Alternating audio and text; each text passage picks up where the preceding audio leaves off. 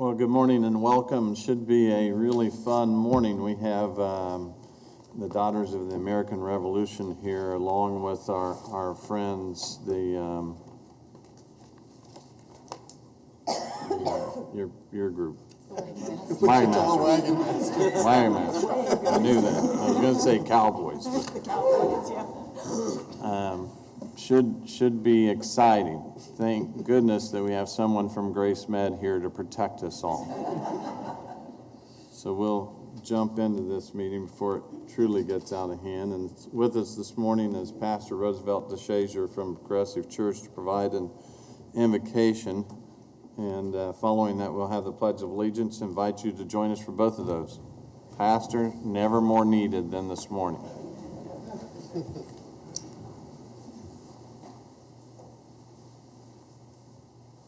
Shall we pray? Our Father and our God, we come this morning, Lord, first to say thank you. Thank you for another day. Thank you for your grace and for your mercy. Lord, we've come into this meeting, into this place, Lord, that we will be about the business of the city of Wichita. Lord God, I ask you in the name of Jesus that you would touch each and every one of us. That, Lord, you would start with the mayor and the entire city council board, Lord, that everything that is did and said on the day will be done decent and in order to your glory and for the city's edification. Use us now, Lord, that Wichita can continue to become the best city that it can be. Use each one of us so that we may be the best that we can be. We thank you and we give you honor, we give you praise, and we give you glory. Thank you again, Lord. In Jesus' name we pray. Amen and amen. I pledge allegiance to the flag of the United States of America and to the republic for which it stands, one nation, under God, indivisible, with liberty and justice for all. Thank you, Pastor. Good to have you this morning. We have approval of the minutes, September 10th, 2019. Any changes? Seeing none, I would move that we approve those meeting minutes. Second. I have a motion and a second. Any other discussion? Cast your vote.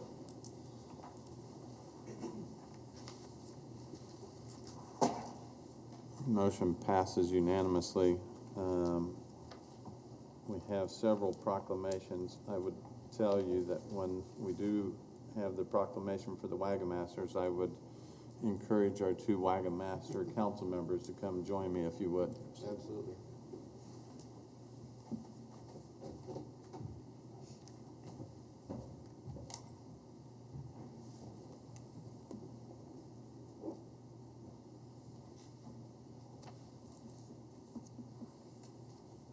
So our first proclamation this morning is for the Daughters of the American Revolution for Constitution Week. If you would join me up here. Great to have you this morning. Glad you made it through our metal detectors.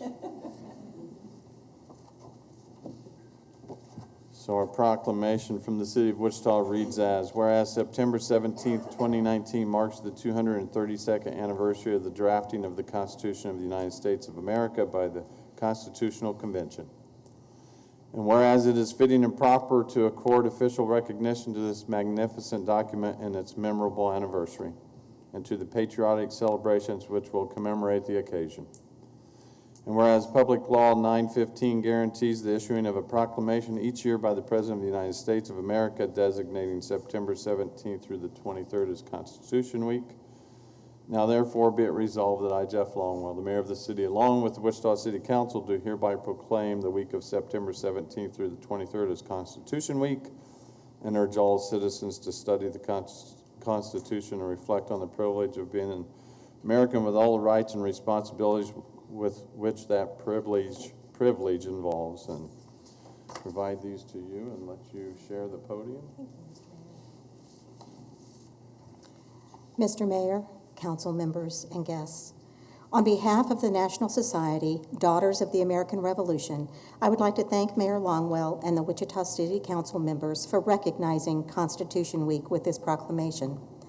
In September 1787, the United States was a nation on the brink. It had won the War of Independence against England, but it was losing the peace. The national treasury was virtually empty. The economy was faltering, and national and state debts went unpaid. 13 independent states had to find a way to come together under one government. It was against this backdrop that the Constitution was written. During the long, hot, sweltering summer of 1787, behind locked doors and windows, the men of the Continental Congress devised a plan based on 3 co-equal branches to lead our republic into the future. This form of government had never been tried before, and no one knew if it would work. Today, September 17th, we celebrate the 232nd birthday of our U.S. Constitution. It is currently the oldest and shortest written constitution of any major government in existence today. And although it's been amended 27 times over the years, the Constitution still stands as the supreme law of our land. The Daughters of the American Revolution celebrate the work of the American patriots who sacrificed so much for our freedom and way of life. This week, local DAR members from across Wichita and Sedgwick County will be participating in activities all over the greater Wichita area, including visiting schools, telling our students about the Constitution and the history of our great nation, hoping to train the leaders for tomorrow. Again, thank you so much, Mayor and City Council. We appreciate this proclamation. Thank you.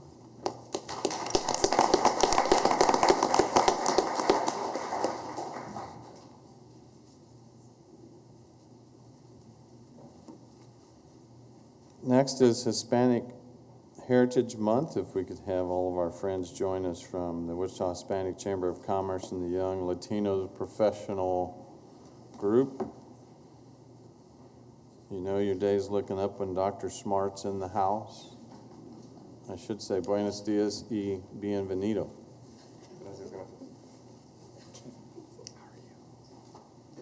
Didn't know my Spanish was so good, did you? We should have had this proclamation in Espanol.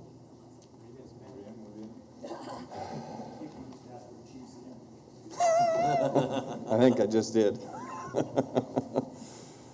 So the proclamation from the City of Wichita, Kansas reads as, whereas the City of Wichita is fortunate to be an ethnically diverse community, and many of our residents have roots in the cultural ties to Latin America. And whereas Latinos have shaped and strengthened the fabric of our community in the United States and have enriched every facet of our national and local identity with traditions that reflect many diverse Hispanic ancestries. And whereas Wichita is proud to continue to its working relationship with the Hispanic Chamber, which works with all members of the community to support the economic advancement of Hispanic businesses.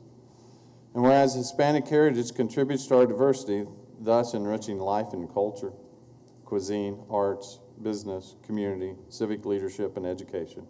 Now therefore be it resolved that I, Jeff Longwell, Mayor of the City of Wichita, along with the Wichita City Council, do hereby proclaim September 15th through October 15th of 2019 as Hispanic Heritage Month in the City of Wichita, and encourage all citizens to remember the contributions and cohesion of our Latino community. And who would like to share this morning? All of you? No, I can do that. So. You only have 30 minutes. Okay, well, perfect. I'm glad I had something prepared. Well, good morning. My name is Alicia Sanchez, and I have the privilege to serve as the chair for the Wichita Hispanic Chamber. We appreciate the mayor and city council in the city of Wichita for this opportunity for the proclamation. Hispanic Heritage Month is an opportunity for us to celebrate our heritage and honor the contributions to the Hispanic and Latino community. We're very fortunate that we have such support, great support within the city, and that continue to support the work within our Hispanic community through business, arts, and culture, as already outlined. So again, thank you so much for the opportunity, and we appreciate the proclamation this morning. Thank you so much.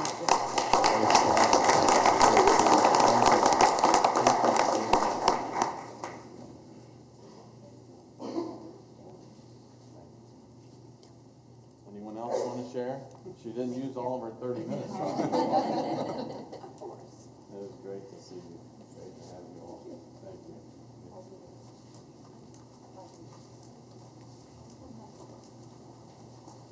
All right, Vice Mayor, come down and read this.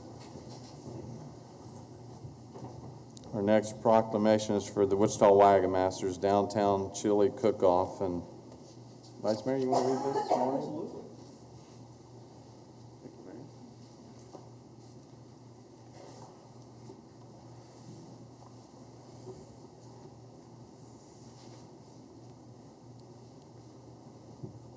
They should have some walk-up music for this group. Make sure we cue that up next time. Maybe all my rowdy friends.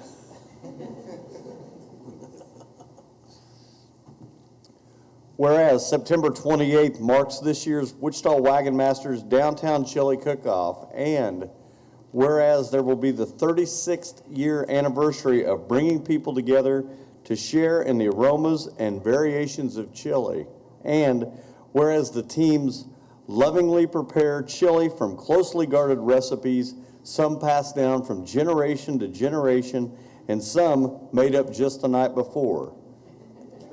And whereas thousands of hungry chili lovers line up to tantalize their taste buds with some of the best chili Kansans have to offer.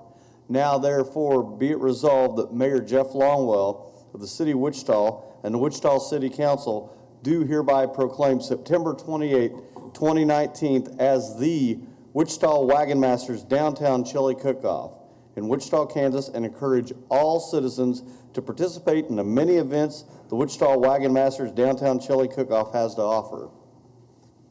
Thank you, Vice Mayor. Thank you, Mayor. Thank you, Council. This is the 36th year of the Downtown Chili Cook-Off. This is the 16th year that the Wagon Masters have been in charge of it. The Wagon Masters was formed 45 years ago with the mission to promote the good life in Wichita. The Chili Cook-Off accomplishes this in two ways. One, it's a affordable, family-friendly event. And then with the help of our amazing sponsors, we're able to contribute back to the Good Life grants in Wichita and hopefully make Wichita a better place. Absolutely, dude. Thank you. Thank you.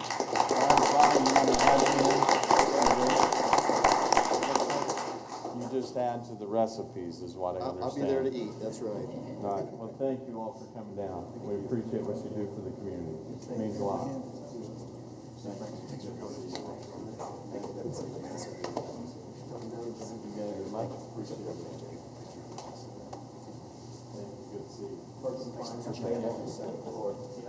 You can pay your parking fines on second.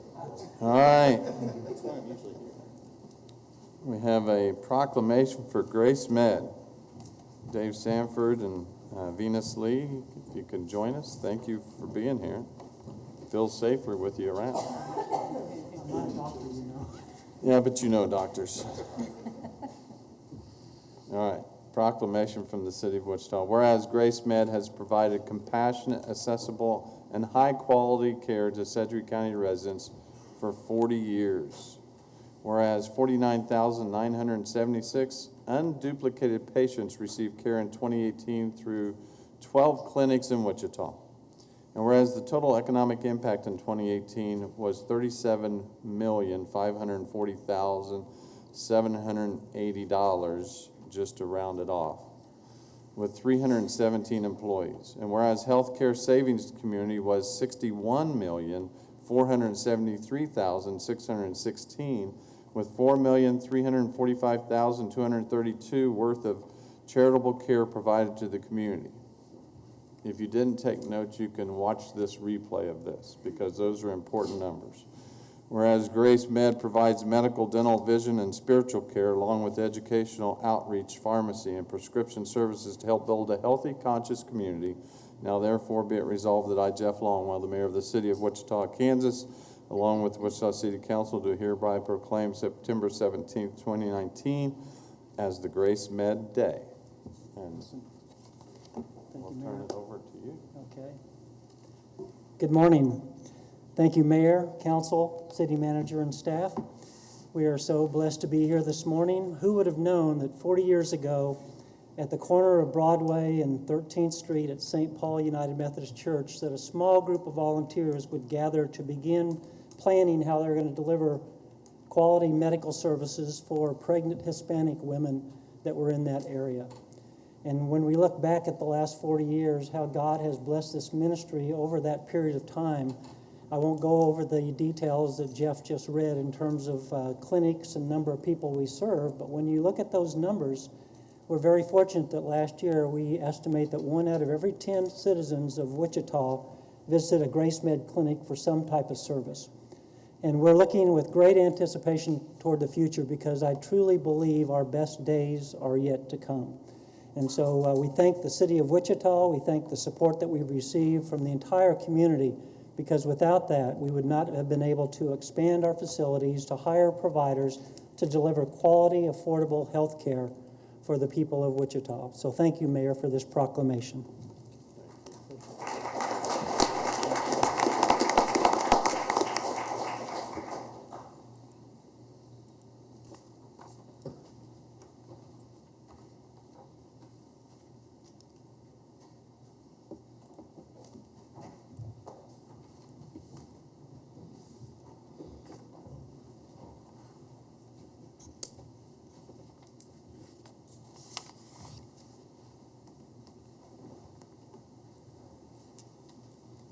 So, Madam Clerk, before we call the next item, I do want to recognize one of our outstanding teachers in this community from Mays High School, and she brought a group of her students. If you could all stand up for a second and be recognized. Thank you all for being here, and we appreciate you taking in an opportunity to learn more about your government so that you would, I had the opportunity to visit with this group about a week ago and really much enjoyed it, and they sent me some wonderful thank you cards, so enjoyed reading all of them and appreciate you being here. Hopefully you get a chance to tour the building some, so let's give them a round of applause for.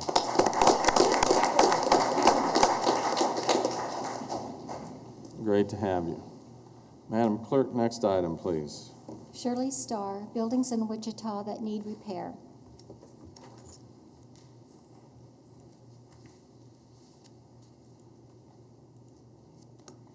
Well, for one thing, I get really upset every time I come here. For the simple reason is there's never nobody here, but just the people that's speaking. And I kind of wonder why. Well, I'll tell you why. Because they all laugh at me because I come up here. They all say, you're just wasting your time, which I already know that. But I still like to think there's still a little bit of a chance. But for one thing that really upsets me, we're spending way too much money. We're putting this town in debt like crazy. And I wish we could, and we don't spend on things that we already have that we need the upkeep on, like the Century 2. Because I mentioned that when I come here quite some time ago. I was afraid you was going to try to tear the Century 2 down, which I'm right. I knew it was going to happen. And everybody loves that Century 2. And when you think about things that needs to be done to it, well, so what? Yeah, when you have a home, you have to take care of it, right? And I know very well, without a doubt, you guys know we love the Century 2, and just leave it alone. And just like the Coliseum, everybody loved to go to the Coliseum because we like to get away from town. So you go build that interest, which is ridiculous, and no parking, and plus it makes us all mad because we still want to go out to the Coliseum. And you know, I can go on and go on, but one thing too now, I hope you listen. We need a water plant. We need to quit spending money and spend money on what we got and take care of it. We need a water plant and not just half fixed. We need a new one. And so that's exactly what we need. And so I hope when I come here, I see all the money, a bunch of money being spent for this, be spent for that. The municipal pool, the kids love that little municipal pool.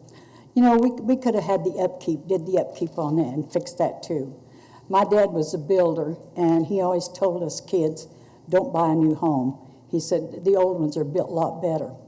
And he's right, because there was times I wanted to buy a new home, and I would go to them and see how poorly they're built, in the cheap wood and so forth and so forth. And so an older home is a whole lot better, I'll tell you for sure. But, you know, I can go on and go on, but All I know is you guys are getting us so far in debt, and I wish you'd stop it. And I wish you'd quit spending money right now. And why do you think there's nobody here? Only people that are part of this speaking. And I wonder why. We need to have our meetings at night, but I doubt that'll do any good either because you don't listen. Madam Clerk, next item, please. Consent agenda items 1 through 15. Are there any items that need to be pulled for clarification or discussion? Seeing none, I move that we approve the consent agenda items 1 through 15. Second? We have a motion and a second. Any other discussion? Cast your vote. Motion passes unanimously. Madam Clerk, next item, please. Report of Board of Bids and Contracts dated September 16th, 2019. Good morning, Mayor and City Council. Melinda Walker, Purchasing Manager. We have for our engineering bid, Steeple Bay Oak to serve Steeple Bay addition to Snodgrass and Sons Construction for $273,957.40.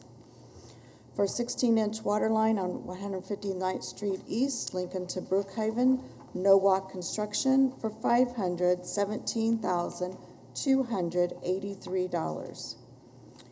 For the purchasing bids, we have the mobile printers and hardware for WPD deferred till next week.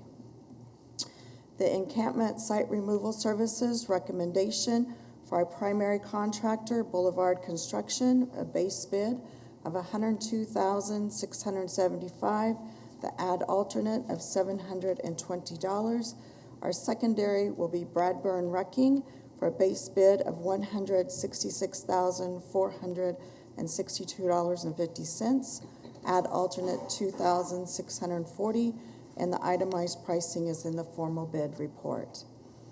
For purchasing, we have a 31,000 GVWR cabin chassis with platform body and telescoping crane. We're going to defer until September 23rd. 16,000 GVW cabin chassis with a mini dump bed, Rustiec Ford. Base bid, $59,887. Option 2, $3,088, and option 4, $8,486. We have dump trucks with spreader and snowplow. Roberts Truck Center, Group 2, base bid, $289,231. Option 6, $62,974, and option 8, $195. And the total cost is $352,595. We have scanning services for WPD for Bitco for $264,000. And that's all the bids for this week, and make the recommended action. Any questions? Seeing none, I move that we approve the bids as mentioned. Second? We have a motion and a second. Any other discussion? Cast your vote. Motion passes 7-0. Madam Clerk, next item, please. Public hearing and approval of a facade improvement project, 500 South Topeka.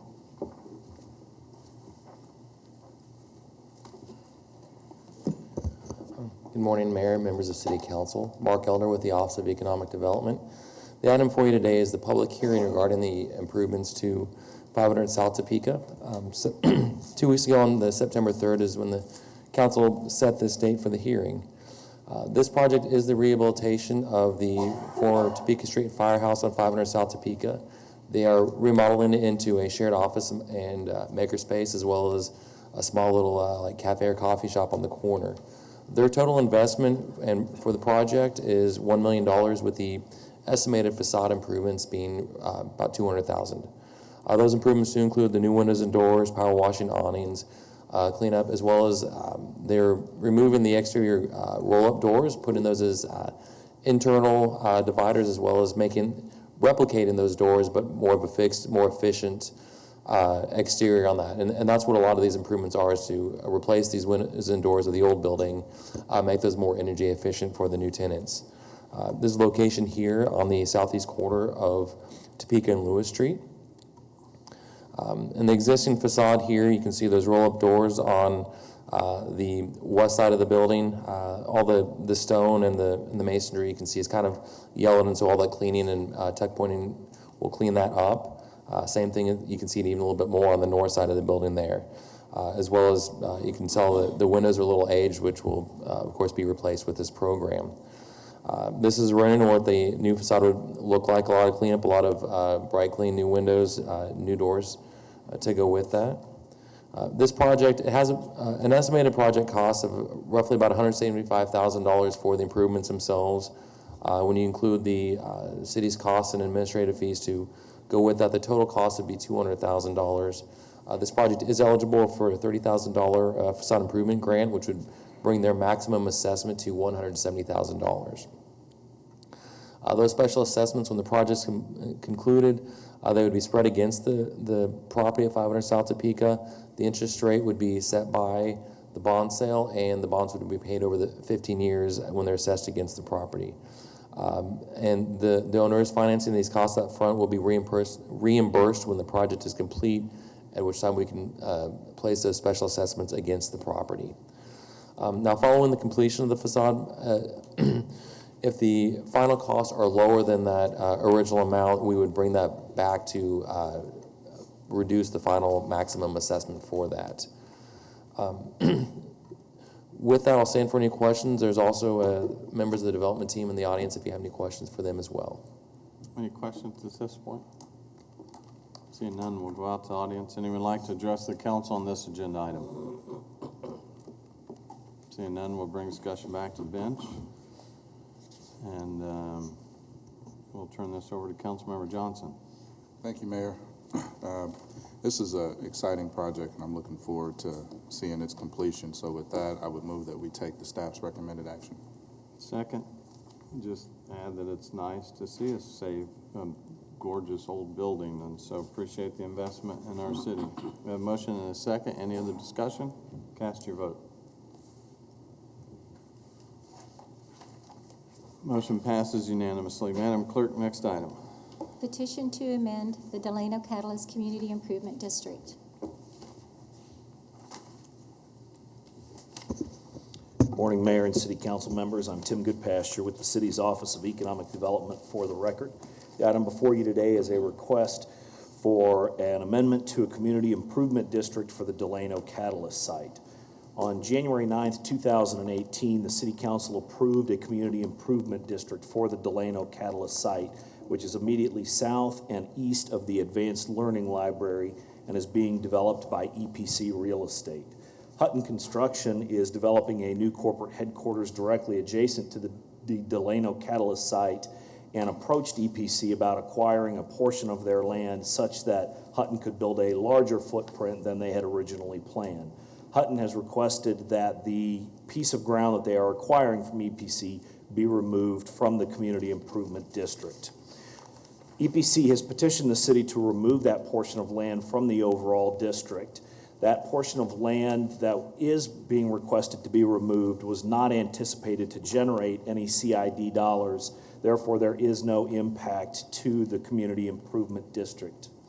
The area outlined in blue is the existing CID district that was approved by the City Council. The area outlined in red is the portion of that land that would be sold to Hutton Construction and be removed from the CID. Any amendment to a CID requires City Council acceptance of a petition and then setting of a public hearing date. Prior to a public hearing, the city is required to publish an ordinance twice over successive weeks. Therefore, a public hearing would be set at this point for October 8th, 2019.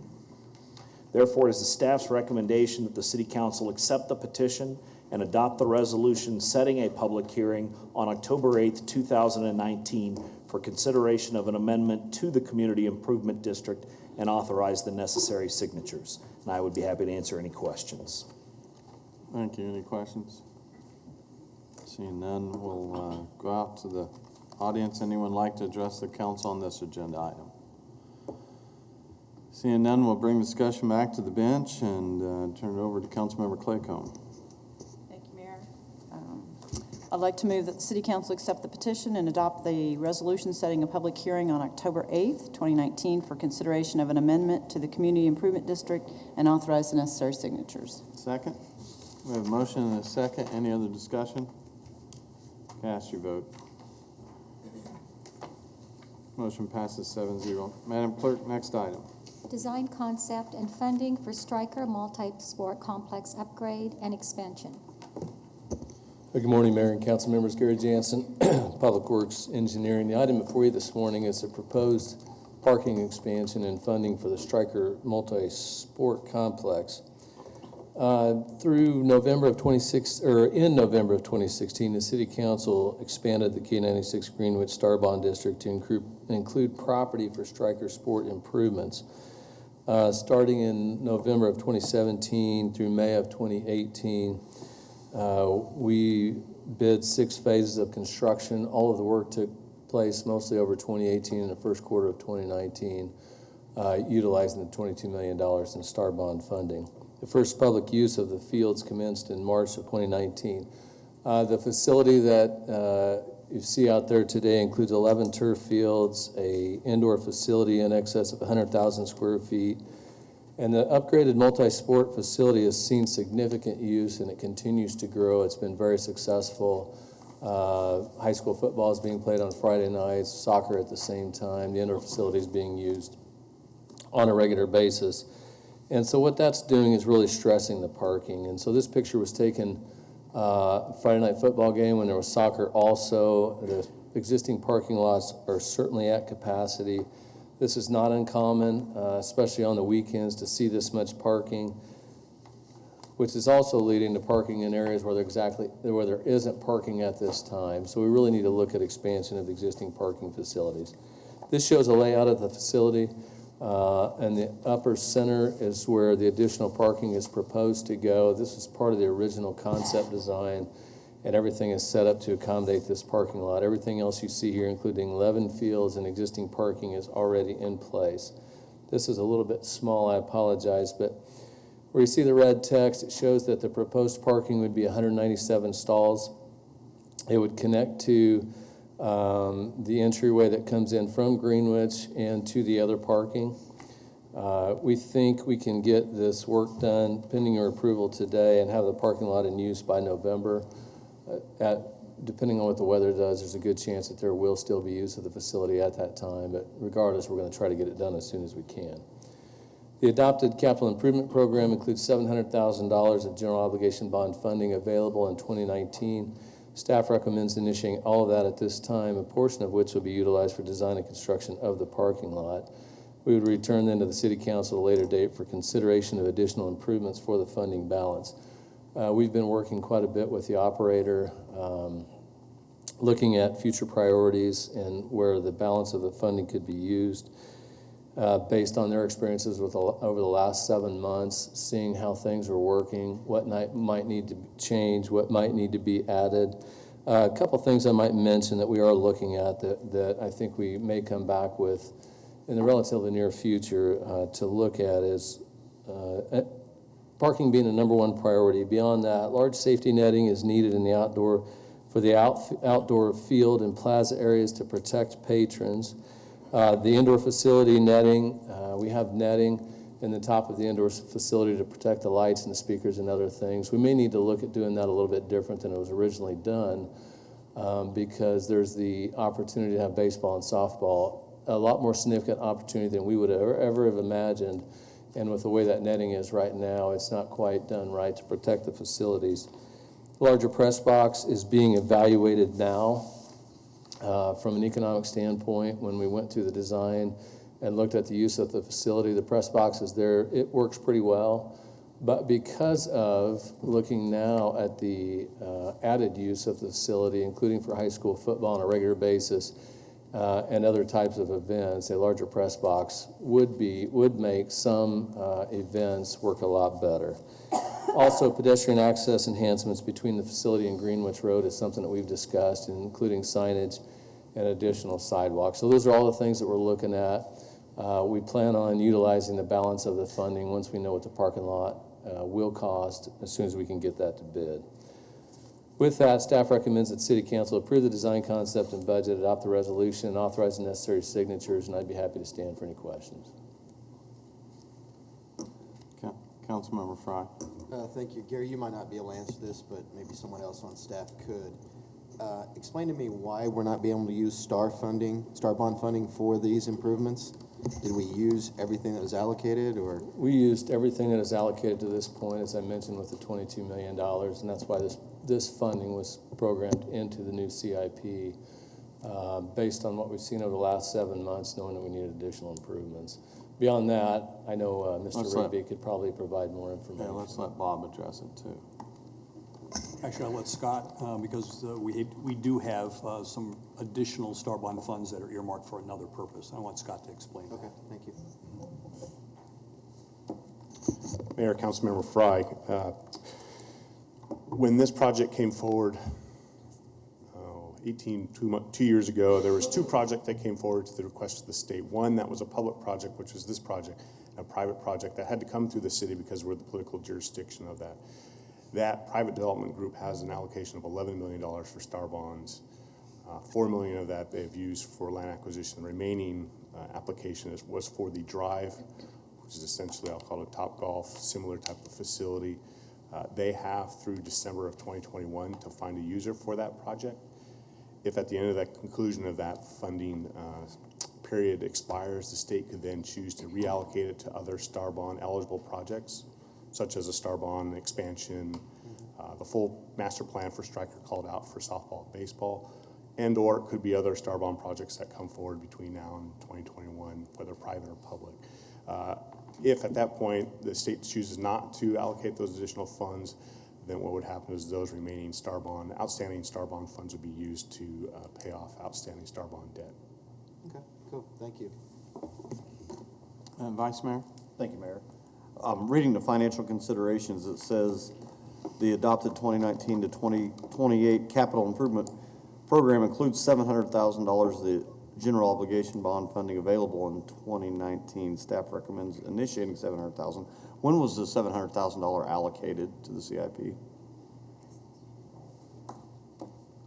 The $700,000 is included in the newest CIP that was just approved by the City Council in August. That was included in the project list at that time. So so it was just put in just this year? It was just put we in. had not planned the $700,000 before? There was not previous funding because we were using the STAR bond funding prior to this. Do we know where that $700,000 what it was allocated for? It was a new addition to the CIP. It had not previously been in, and it was considered with all the other projects that were submitted at the time. Okay, thanks. Seeing no other questions, we'll go out to the public. Anyone like to address the council on this agenda item? Seeing no one, we'll bring discussion back to the bench, and we'll turn this over to Councilmember Tuttle. Thank you, Mayor. I had the opportunity to go out to Stryker several times, but especially this spring and during the rainy time, and this parking lot was a muddy mess. There was no way that it could be utilized. It wouldn't even be safe for folks. And so we need to make sure with this world-class facility that we have all the amenities that people need, and we want our guests to come back. And so we really need to make sure that we have adequate parking. So because of that, I would recommend that we approve the design concept and budget, adopt the resolution, and authorize the necessary signatures. Second. We have a motion and a second. Is there any further discussion? Seeing none, cast your vote. And the motion passes 6-1. Madam Clerk, next item, please. Changes to City Policy Number 13 on naming rights of public facilities and land.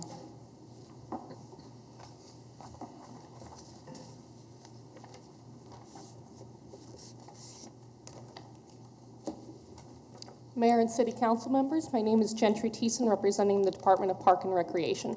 I'm going to be talking to you today about the changes to Policy 13 on naming rights of public facilities and land. So as it currently exists, Policy 13 states that public facilities and land can be named or renamed in accordance with their intended purpose or to recognize an individual. A naming committee is organized to receive nominations and then to form recommendations for you, the City Council. And the Park Board serves in that capacity always for all park facilities. So the current criteria are that a facility cannot be a duplication of already named facilities. The distinguished person is recognized and responsible for the well-being of a facility. A child may be recognized if their contribution by their family to the development of the facility is deemed substantial. And the key here is that the person must be deceased. These criteria are very limiting, but for good reason, that facilities are not named or renamed without proper justification. The issue that has been brought to our attention is that naming a park or public facility after a person after they have passed does not allow them to celebrate during their lifetime for their great contribution along with their friends and family. So the recommended change that we suggest to Policy 13 is that the person in recognition will not have to be deceased in order for the naming rights to occur. Otherwise, the policy and processes involved would remain as is, meaning that the naming committee would still be responsible for the rigorous evaluation of the proposals and deeming when the naming rights are deserved.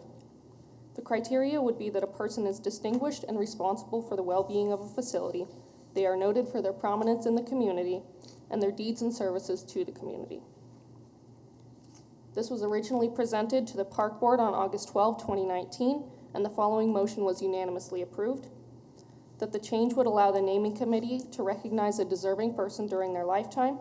Current exceptions to this policy and examples of effective change are Lynette Woodard Recreation Center, Antoine Carr basketball courts, and Barry Sanders Field. And all other criteria set forth would remain as written, providing guidelines for appropriate recommendations. There are no financial impacts predicted or anticipated by this change, and it has been reviewed and approved to this policy. The Park Board, Park and Recreation staff, Police Department, and Law Department approved the changes, and the recommended action is that City Council alter the criteria named in Policy 13 to allow the recognition of persons not deceased. Mr. Houtman and myself will now stand for questions. Any questions? Councilmember Fry. Thank you. In the examples you used of Bear Sanders Field, Lynette Woodard, and Antoine Carr, did that go through the naming advisory committee before it came to council? Was that the process, or did they go directly to council? Councilmember Fry, that was way before my time. I don't know that answer, but it's my understanding that it did go through the park board because it's a park facility. So I would imagine that it did. Okay.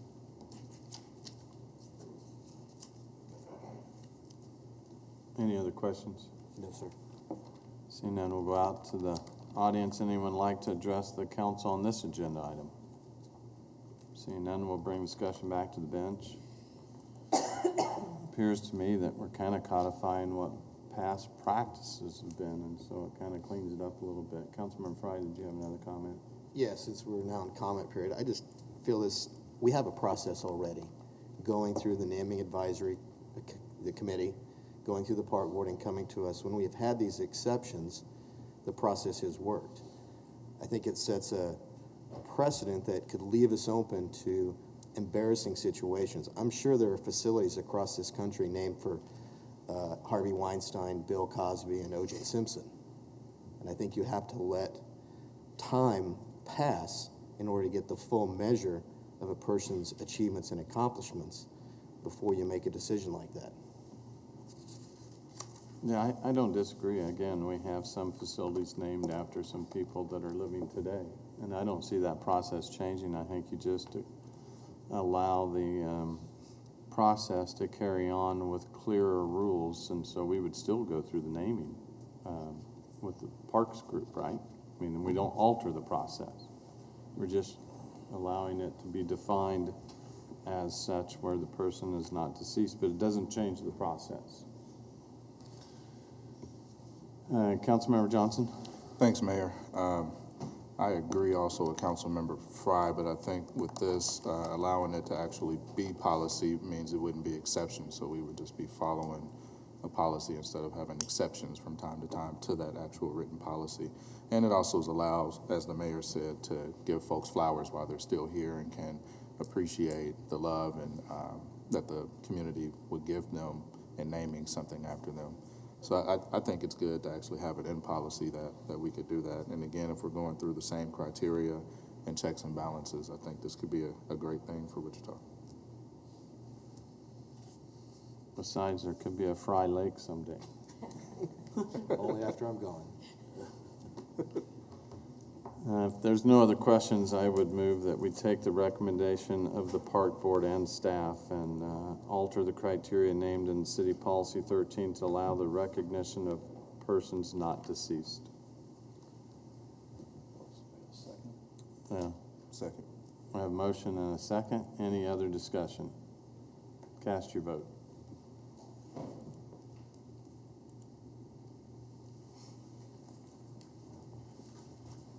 The motion passes 5-2.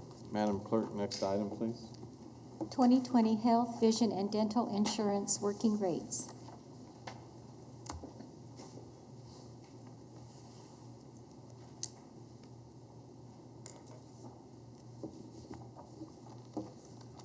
Morning, Mayor, members, City Council, Verl Edens, Department of Finance Risk Management.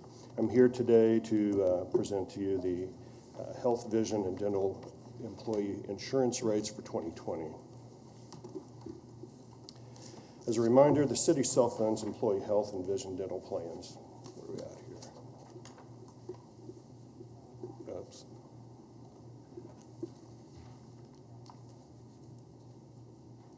Thank you. City utilizes administrative services contracts to manage these plans through Aetna, MedTrack, VSP, and Delta Dental. It's important to remember that Blue Cross Blue Shield of Kansas will replace Aetna on January 1 of 2020. I am having issues with that. I'm sorry. Annually, the City Council approves rates for health and dental insurance. At a minimum, health insurance is funded 80% by the city, 20% by employees. Dental is 100% employee funded. There we go. City utilizes a benefits consultant to recommend rates, plan design, and compliance. Employees also have a part in this process through participation in the Employee Health Insurance Advisory Committee, or HIAC. This committee is made up of representatives from the police unions, fire unions, SEIU, Employees Council, pension, and other city staff.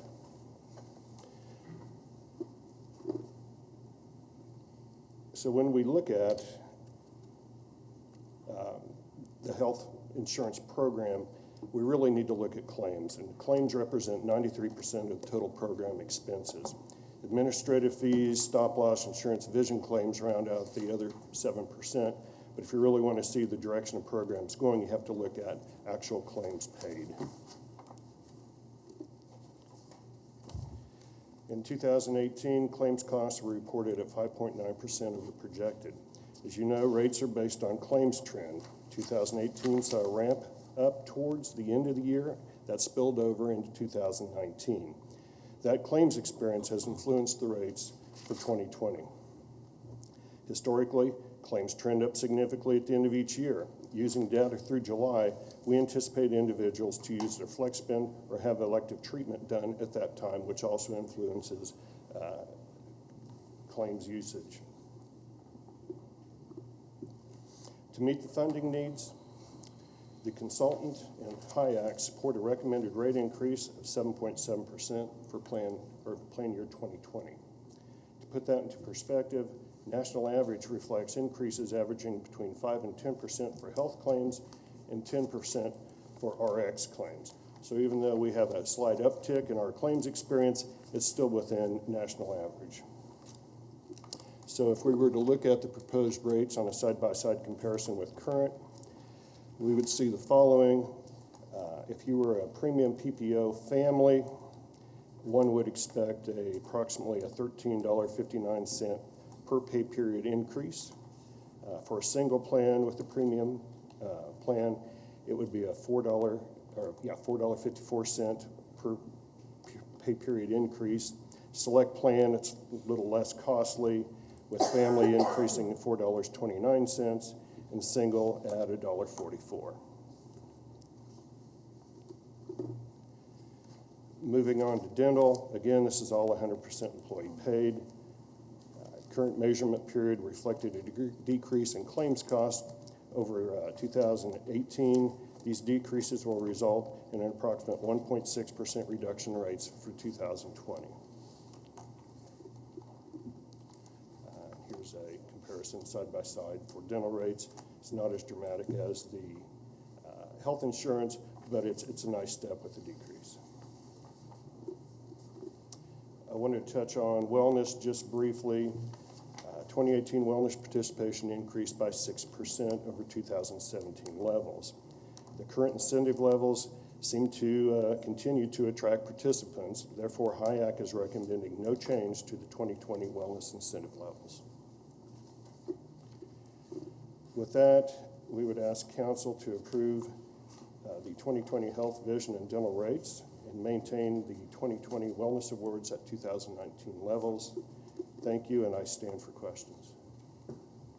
Any questions? Seeing none, we'll go out to the audience. Anyone like to address the council on this agenda item? Seeing none, we'll bring discussion back to the bench. Councilmember Tuttle. I just wanted to make a comment for the record that I'm going to be abstaining for this vote because my husband is an employee at Delta Dental of Kansas. I can appreciate that since he makes millions of dollars. No, he doesn't make millions. They'll report that in the paper tomorrow. Always good to see when we can save a little money and have tremendous coverage, and we appreciate that opportunity, and so I'm happy to make the motion to take the staff recommended action. Second. A motion and a second. Any other discussion? Cast your vote.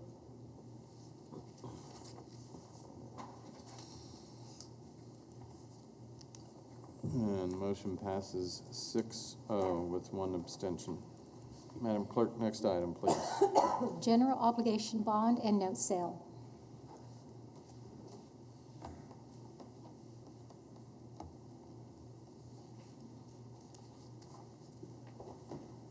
Good morning, Mayor, members of the City Council. Mark Manning with the Department of Finance. Today I want to go over the results of our most recent bond and note sale.